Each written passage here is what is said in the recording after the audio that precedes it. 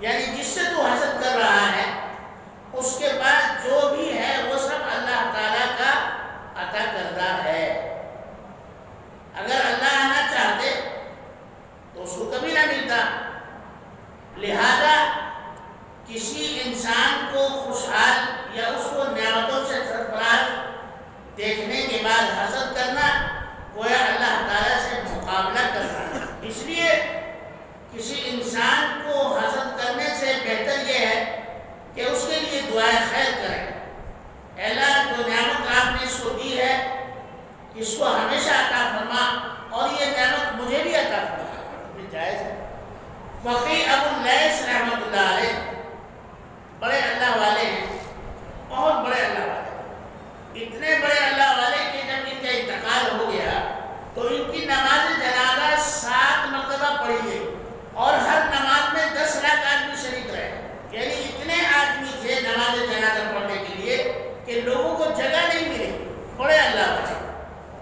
وہ فرماتے ہیں کہ اس آدمی کی دعا قبول نہیں ہوتی جس کے دل میں کسی مسلمان کے لیے حسد ہو, کینہ ہو, بغض ہو یا کوئی اور برائی ہو. ایک بار اور سماعت فرمائیں, میرے اور آپ کے لیے بڑا قیمتی نسخہ ہے.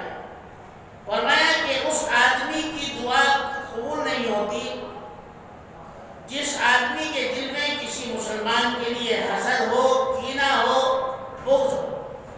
اور حاسد کے انجام کے متعلق بتایا گیا ہے کہ حاسد کا جو انجام ہے وہ یہ کہتے ہیں کہ حاسد کو معاشرے میں, سماج میں ذلت ملتی ہے, رسوائی ملتی ہے اور لوگوں کے دلوں سے اس کی محبت اللہ تعالیٰ ختم کر دیتے ہیں. اور فرمایا نزا کے وقت یعنی جب آدمی مر رہا ہوتا ہے, حاسد مرتا ہے تو نزا کے وقت اس کی تکلیف میں شدت پیدا ہو جاتی ہے اور اتنی تکلیف ہوتی ہے اس کو کہ وہ برداشت نہیں کر پاتا. شدت آ جاتی ہے, سختی آ جاتی ہے اور جب وہ مر جاتا ہے تو روز محشر میں اس کو عذاب دیا جائے گا, ذلت اور رسوائی دی جائے گی اور پھر اس کو دوزخ میں ڈالا جائے گا.